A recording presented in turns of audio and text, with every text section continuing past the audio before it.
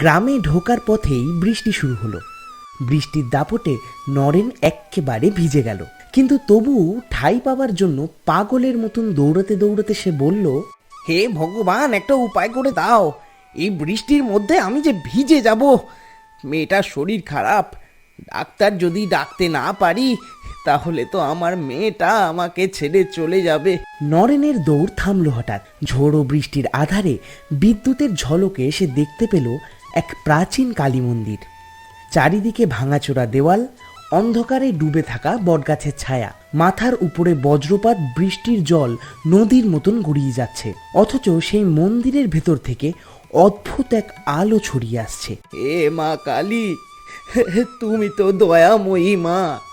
আমার মেয়েটা অসুখে শয্যাশায়ী, ডাক্তার আনার টাকা নেই, এই বৃষ্টিতে পথও বন্ধ। তুমি যদি উপায় না করো তবে আমি কাকে বলবো মা? সে প্রণাম করে কালী মন্দিরের ভেতরে প্রবেশ করলো। দেখা গেল ভাঙাচোরা শিবমণ্ডপের পাশে বসানো কালী মূর্তি। ঝড়ের দমকে প্রদীপ নিভে গেছে, তবু মূর্তির চোখ যেন জ্বলজ্বল করছে। হঠাৎ মন্দিরের ভেতর থেকে এক কণ্ঠস্বর ভেসে আসে। নরেন, ভয় পেও না, আমি তোমার প্রার্থনা শুনেছি। কে কে কথা বলছে? মন্দিরে তো কেউ নেই। তবে কি মা মা তুমি? কালী মূর্তির চোখ থেকে নীল আলো ঝরে পড়ল। মুহূর্তে মূর্তির সামনে দাঁড়ালেন এক মহাকায় নারী। গলায় তার মুন্ডমালা, হাতে খড়গ, অথচ চোখে মাতৃস্নেহ। নরেন, তুই সৎ মানুষ, সারা জীবন মাঠ চষেছিস, লোভ করিসনি। আজ তোর মেয়ের প্রাণ সংকট, তাই আমি এসেছি। মা, আমি তোমার শরণাগত মা, যদি মেয়েটাকে বাঁচাও আমার সারা জীবন তোমার নাম জপ করব মা, আমি সারা জীবন তোমার নাম জপ করব। ঠিক আছে, বাইরে মাটির নিচে যেখানে বজ্রপাত হয়েছে সেখানে তুই ঘুরে দেখ, তোর ভাগ্য লুকিয়ে আছে। তবে মনে রাখিস, এই সম্পদ দিয়ে তুই সৎ কাজ করবি, অন্যথায় তা অভিশাপে পরিণত হবে। নরেন তড়িঘড়ি বাইরে গিয়ে খুঁড়তে লাগলো। মাটি খুঁড়তেই বেরিয়ে এলো একটি সোনার কলস, তার ভিতরে ভরা রত্ন আর টাকা। বৃষ্টির মাঝে বজ্রের আলোতে সব ঝকঝক করছে। নরেন সেই সোনার কলস নিয়ে গ্রামে ফিরে এলো। ডাক্তার ডেকে আনা হলো, মেয়েটির চিকিৎসা হলো। কিছুদিনের মধ্যেই সে পুরোপুরি সুস্থ হয়ে উঠল। গ্রামবাসী অবাক হয়ে দেখল নরেন আর তার পরিবার হঠাৎ সুখী সমৃদ্ধ হয়ে উঠেছে। তার এই হঠাৎ বড়লোক হওয়ার কারণ সে সকলকে ভুল করে বলে ফেলল। কিন্তু সুখ দেখে তো সবাই খুশি হয় না। প্রতিবেশী হরু হিংসায় জ্বলতে লাগলো। এ কি সর্বনাশ! কাল পর্যন্ত ভিকিরি নরেন আজ এত টাকার মালিক। নিশ্চয়ই কোনো ফন্দি ফিকির আছে। আমিও যদি ওখানে যাই তবে কিছু না কিছু তো পাবই। হ্যাঁ, ওগো, এমন কথা বলো না, ও ভাগ্যের জোরে পেয়েছে। তুমি গিয়ে কিছু করলে উল্টো বিপদে পড়বে। ভাগ্য না, ওই মন্দিরে নিশ্চয়ই গোপন ধন আছে, আমি সেটা তুলে। রাতে হরু চুপি চুপি সেই কালী মন্দিরে গেল। মূর্তির সামনে দাঁড়িয়ে মন্ত্র পড়ার ভান করে বলল, হে মা কালী, আমাকেও ধন দাও। আমি চাই সোনা দানা, জমি জমা, গরু বাছুর সব কিছু, নইলে তোমার নাম নেব না কিন্তু। মূর্তির চোখ হঠাৎ লাল হয়ে উঠল। আকাশে বজ্রপাত, মন্দিরের ভেতরে আগুনের ফুলকি ছড়িয়ে পড়ল। লোভী মানুষ, আমার কাছে আশীর্বাদ চাইতে এসেছিস না অভিশাপ? তুই নরেনের মতো সৎনোস, তোর ভাগ্য অভিশাপে ভরা। না মা, না, আমি তো শুধু একটু চেয়েছিলাম মা, একটু চেয়েছিলাম। তোর লোভই তোর সর্বনাশ। মন্দিরের ভেতরের থেকে আগুনের স্রোত বেরিয়ে এলো। হরুর চিৎকারে গোটা গ্রাম কেঁপে উঠল। সকল গ্রামবাসী এসে শুধু মন্দিরের সামনে ছাই হয়ে যাওয়া এক দেহের অবশিষ্টাংশ দেখতে পেল। হরু আর কোথাও নেই। দেখলে ভাই সব, ভগবান বা দেবী যখন দেন তখন তিনি যোগ্যকেই দেন।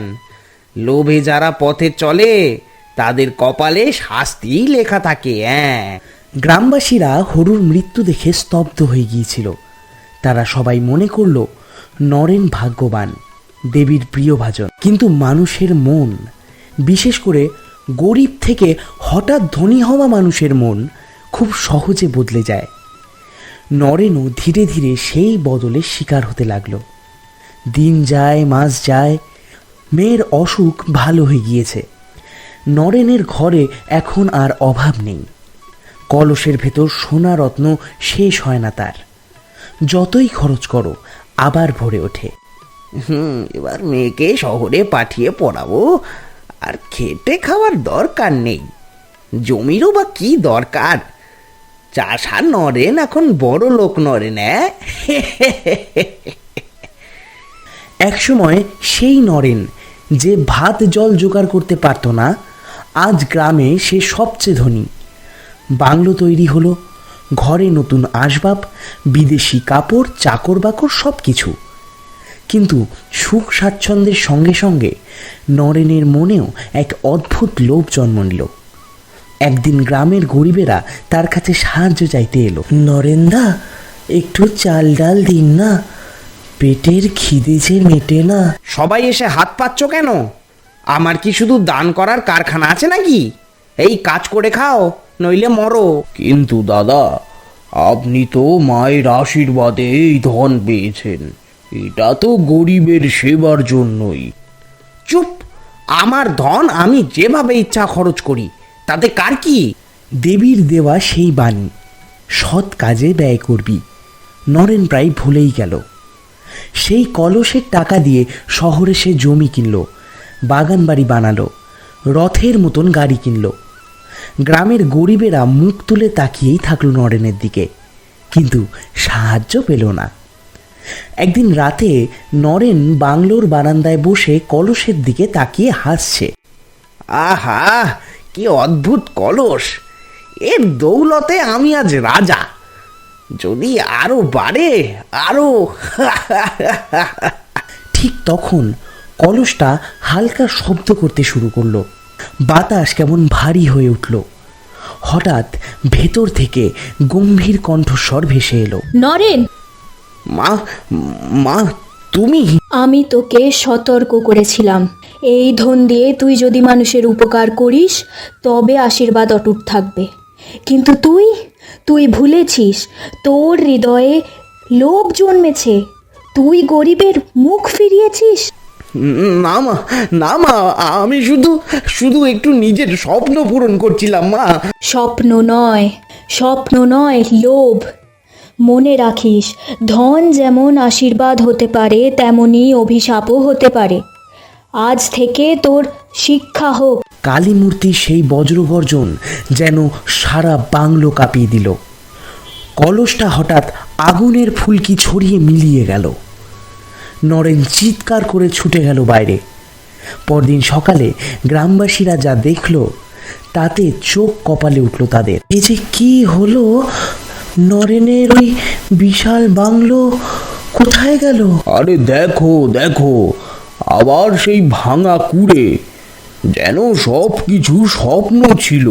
নরেন দাঁড়িয়ে আছে তার পুরনো ভাঙা ঘরের সামনে, জামা কাপড় ছেঁড়া, চোখ তার ভেজা, আর চারিদিকে লোকজন দাঁড়িয়ে ফিসফিস করছে। হায় মা, আমি তোমার কথার মর্যাদা রাখিনি মা, লোভে পড়েছিলাম। তুমি আমাকে শিক্ষা দিয়েছো মা। আমি আজ থেকে প্রতিজ্ঞা করছি, ধন থাকুক না থাকুক, আমি মানুষের সেবা করব মা, মানুষের সেবা করব। সেই দিন থেকে নরেন নতুন শিক্ষা পেল। বাংলো, ধন, চাকচিক্য সব হারিয়েও সে গ্রামে সবার পাশে দাঁড়ালো। কাজ করলো নিজে হাতে, ভাগ করলো নিজের অল্প খাবার। গ্রামবাসীর ভালোবাসাই হলো তার আসল সম্পদ। আর কালী মন্দিরে তখনও প্রদীপ জ্বলছে। বাতাসে যেন দেবীর কণ্ঠ ভেসে এলো। সন্তুষ্ট থাকাই সত্যিকারের ধন।